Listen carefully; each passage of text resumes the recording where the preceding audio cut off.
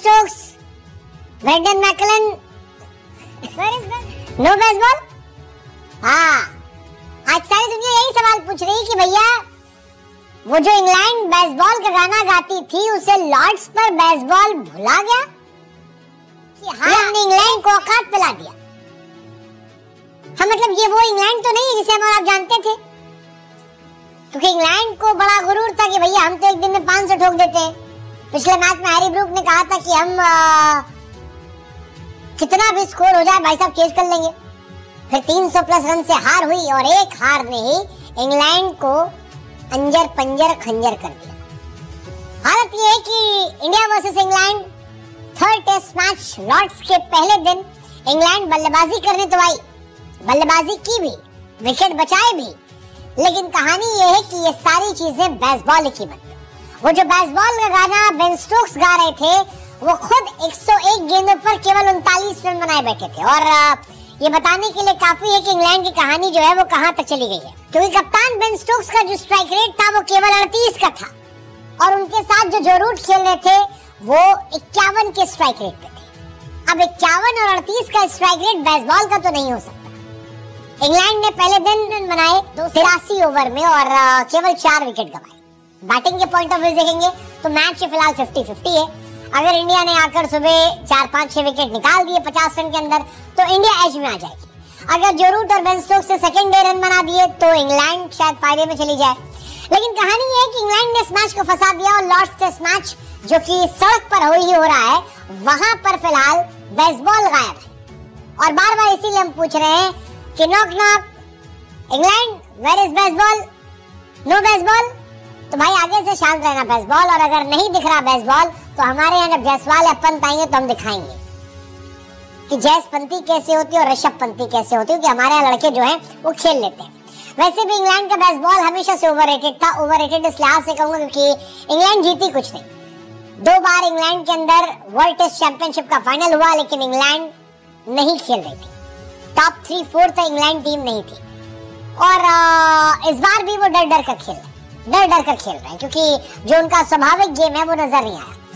फिलहाल कहानी है कि 251 है, जो रूट 99 पर है। बड़ा अच्छा मोमेंट था जब 98 पर वो बल्लेबाजी कर रहे थे और शॉट मारा और जडेजा ने बॉल उठाकर कहा भागोगे तो। वो आई थिंक एक बढ़िया मोमेंट था।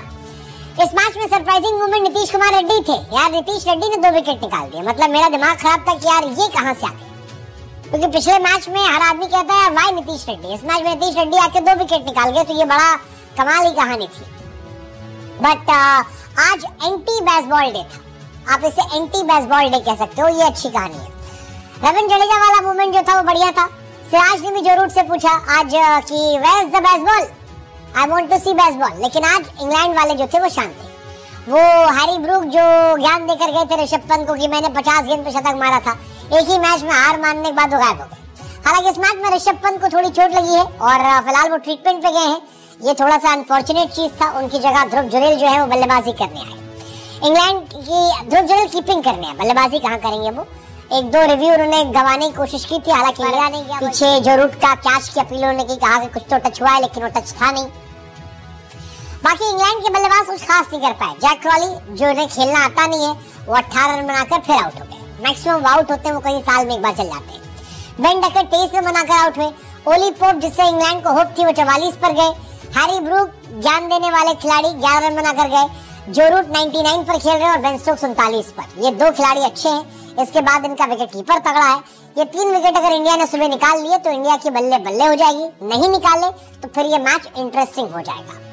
लेकिन फिलहाल कहानी ये है कि 2 विकेट रेड्डी निकाले, 1 विकेट जडेजा ने और 1 विकेट बुमराह ने। आकाशदीप और सिराज जो पिछले मैच के हीरो थे, बुमराह के आते उन्होंने कहा कि भाई साहब हमको परफॉर्मेंस करने की जरूरत नहीं है, आप आ गए हैं, आप ही विकेट निकालिए, जब आप नहीं होंगे तब हम अच्छा करेंगे। वैसे भी सिराज का पूरा करियर आप देखोगे तो इसी में चला गया है कि with Bumrah Siraj is average bowler, without Bumrah Siraj is a good bowler. Same कहानी इस बार आकाशदीप की भी लग रही है कि विदाउट बुमराह कोई विकेट नहीं। बुमराह जी विदाउट बुमराह 10 विकेट और इस मैच में विद बुमराह अब तक 0 विकेट है। जो रूट की तारीफ कीजिए क्योंकि 44 पर 2 स्कोर था जब जो रूट बल्लेबाजी करने आए थे और एक बार फिर बताया कि वो इतने बड़े प्लेयर क्यों हैं। मोस्ट 50+ स्कोर टेस्ट क्रिकेट की बात करोगे तो जो रूट फिलहाल 103 पर आ गए हैं और तेंदुलकर के 119 से थोड़े ही पीछे। रगी पॉन्टिंग और 40 के 103 के बराबरी की है।